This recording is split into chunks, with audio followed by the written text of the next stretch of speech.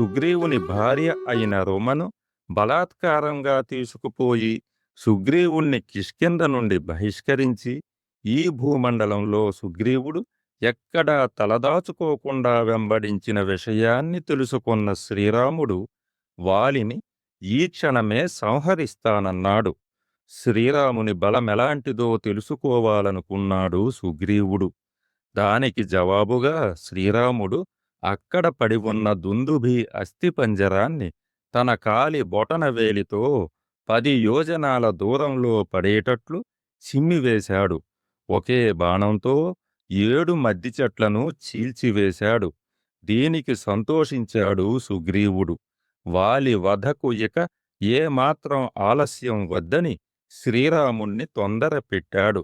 అందుకు అందరూ కిష్కింధకు వెళ్ళారు. సుగ్రీవుడు భయంకరంగా గర్జిస్తూ వాలిని యుద్ధానికి ఆహ్వానించాడు. మహాబలశాలి అయిన వాలి క్షణాలలో అక్కడ మాయాడు. ఇద్దరి మధ్య యుద్ధం భయానక వాతావరణాన్ని సృష్టించింది. సోదరులిద్దరూ పిడిగుద్దులు గుద్దుకుంటున్నారు. అన్నదమ్ములు అచ్చుగుద్దినట్లు ఒకే పోలికతో ఉన్నారు. అందుకే శ్రీరాముడు వాలి ఎవరో సుగ్రీవుడెవరో స్పష్టంగా గుర్తించలేకపోయాడు. వాలి విజృంభణకు తట్టుకోలేకపోయాడు సుగ్రీవుడు. శ్రీరాముడి కోసం చూశాడు. శ్రీరాముడు కనిపించలేదు. సుగ్రీవుని గుండె గుబేలుమంది. వాలి ధాటికి భయపడి ప్రాణభయంతో ఋష్యమూకానికి పరుగులు తీశాడు సుగ్రీవుడు. ఋష్యమూకానికి వెళ్ళలేని వాలి సుగ్రీవుడితో బతికిపోయావు పో అని మరలిపోయాడు. శ్రీరాముడు లక్ష్మణ హనుమంతులతో కూడి సుగ్రీవుడి దగ్గరకు వచ్చాడు. సుగ్రీవుడు సిగ్గుతో తలదించుకున్నాడు. నీ సూచన పాటించినందుకు ఫలితమిదేనా అని ప్రశ్నించాడు. శ్రీరాముడు అసలు విషయం చెప్పాడు. సుగ్రీవుణ్ణి గుర్తించడానికి వీలుగా నాగకేసరి పూలత మెడలో వేయమని లక్ష్మణుడికి చెప్పాడు. లక్ష్మణుడు వెంటనే అన్న ఆజ్ఞను పాటించాడు. పూలతో నిండిన ఆ లతను ధరించి సుగ్రీవుడు మళ్లీ యుద్ధానికి సన్నద్ధమయ్యాడు. అందరూ కలిసి కిష్కింధకు ప్రయాణమయ్యారు. వాలిని మళ్లీ యుద్ధానికి ఆహ్వానించాడు సుగ్రీవుడు. వాలి చివాలున లేచి ప్రభంజనంలా ముందుకు దుమికాడు. వాలి భార్య తార ఇదంతా గమనిస్తోంది.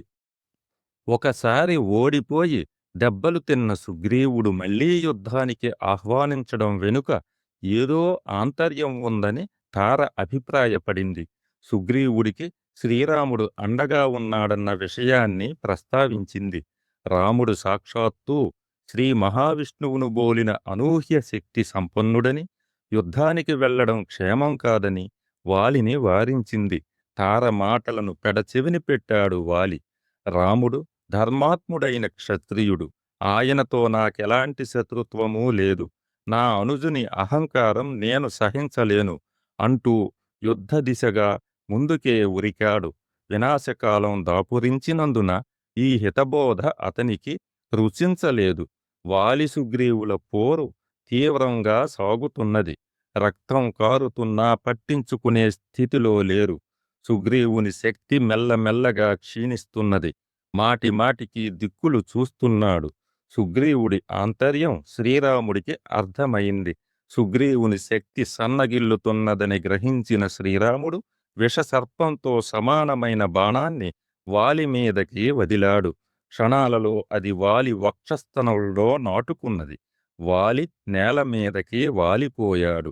స్పృహ కోల్పోయాడు. రక్తపు మడుగులో పడి ఉన్న వాలి కొంతసేపటికి తేరుకున్నాడు. దగ్గరగా వచ్చిన రామ లక్ష్మణులను చూశాడు. ఇలా అన్నాడు, ఉత్తముడని పేరు పొందిన నీవు ఇంత అధర్మంగా ఎందుకు ప్రవర్తించావు? నీకు నీ దేశానికి నేనెన్నడూ అపకారం చేయ తలపెట్టలేదు. అలాంటప్పుడు నన్నెందుకు చంపవలసి వచ్చింది? నేను నిన్ను ఎదిరించి యుద్ధమే చేయలేదు. వేరొకరితో పోట్లాడుతున్నప్పుడు ఎందుకు దొంగ దెబ్బ తీశావని నిలదీశాడు. నిద్రిస్తున్న మనిషిపై దాడి చేసిన సర్పం వలె నీవు వెనుక నుంచి నీ అస్త్రాన్ని నాపై ప్రయోగించావు. ఈ అవమానకరమైన కృత్యాన్ని ఎలా సమర్థించుకుంటావు అని సవాలు విసిరాడు. సీతాదేవి కొరకు సుగ్రీవుణ్ణి ఆశ్రయించడం కన్నా తననే కోరి ఉంటే బాగుండేదన్నాడు. ఒక్క రోజులో సీతాదేవిని తెచ్చి అప్పజెప్పేవాడిని. రావణుణ్ణి యుద్ధంలో బంధించి తెచ్చి నీ ముందుంచేవాడిని అన్నాడు. శ్రీరాముడు వాలి అభిప్రాయాలను ఆక్షేపించాడు. రాముడు ఇలా సమాధానమిచ్చాడు. నీవు చేసిన ఆరోపణలు చూస్తే యథార్థమైన ధర్మస్వరూపమేమిటో వాస్తవంగా నీకు తెలియదని అర్థమవుతోంది. నియంత్రణ లేని మనస్సుల కారణముగా వానరులు చపల స్వభావులయ్యున్నారు. నీ సలహాదారులు కూడా వానరులే అయి ఉన్నందున నీవు ధర్మాన్ని అర్థం చేసుకోలేవు. పర్వతాలు, అరణ్యాలు, నదీ నదాలతో కూడియున్న ఈ సమస్త ధరాతలానికి ఇక్ష్వాకు వంశీయులే ప్రభువులు. సర్వజనుల మీద, సర్వజంతువుల మీద ఇక్ష్వాకు వంశరాజులకు సంపూర్ణమైన అధికారముంది. తమ ఇష్టానుసారం ఎవరినైనా సరే నిగ్రహించటానికి, అనుగ్రహించటానికి వారు అధికారం కలిగి ఉన్నారు. కామ పరవశుడవై దురాశకు లోబడి పాప కృత్యాలు చేసిన వాడివి నీవే. నీ అనుజుని భార్యను చెరబట్టి అధర్మానికి ఒడిగట్టావు. కాబట్టి నీకు మరణదండన విధించానన్నాడు శ్రీరాముడు. వానరుడివి గనుక చాటుగా ఉండి చంపడంలో తప్పు లేదన్నాడు. శ్రీరాముని మాటలు విన్న వాలి తన తప్పును తెలుసుకున్నాడు. మన్నించమని దోసిలొగ్గాడు. ఇదంతా తెలుసుకున్న తార పరుగు పరుగున వచ్చింది. మరణ వేదనతో కింద పడి ఉన్న వాలి దేనస్థితిని చూసింది. గుండె చెరువయ్యేటట్లు ఏడ్చింది. తాను మరణించడానికే సిద్ధమయింది. హనుమంతుడు తారను ఓదార్చాడు. మహారాణి, నీవు నీ భర్తకు అంతిమ సంస్కారం చేసి అంగదుణ్ణి సింహాసనంపై ప్రతిష్ఠించి అతని సంరక్షణ భారం వహించవలసినదిగా చెప్పాడు. తార అంగదుల బాధ్యతను సుగ్రీవునికి అప్పగించాడు వాలి. తన మెడలో ఉన్న సువర్ణమాలను సుగ్రీవునకు ఇచ్చి వెంటనే ధరించమన్నాడు. అలా చేయకపోతే వాలి చనిపోయిన మరుక్షణమే ఆ సువర్ణమాలకు ఉన్న శక్తి నశిస్తుంది. తన కొడుకైన అంగదునకు జీవితంలో ఎలా నడుచుకోవాలో ఉపదేశించాడు. సుగ్రీవుడి పట్ల విధేయుడివై ఉండమన్నాడు. అత్యాసక్తి, ద్వేషం రెండూ పతనానికి దారి తీస్తాయి. కనుక ఆ రెంటిని వర్జించు అన్నాడు. అంగదునికి ఇలా హితబోధ చేస్తూ ఉండగా రామబాణం వల్ల కలుగుతున్న బాధ అంతకంతకు అధికమై వాలి ప్రాణాలను వదిలాడు. తార దుఃఖంతో విలపిస్తుండగా చూసిన సుగ్రీవుడు, నాకు సుఖం కలగడానికి బదులు రాజ్యం పట్ల, నా జీవితం పట్ల విరక్తి కలుగుతోందన్నాడు.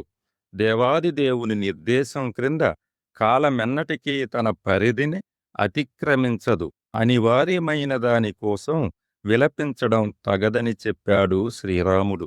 సుగ్రీవుని మనసు స్థిమితపడింది. సుగ్రీవుడు ఇలా మాట్లాడడం విన్న రాముని నయనాలు అశ్రుసిక్తమైనాయి. ఇంతలో వాలి భార్య తార రాముణ్ణి సమీపించింది.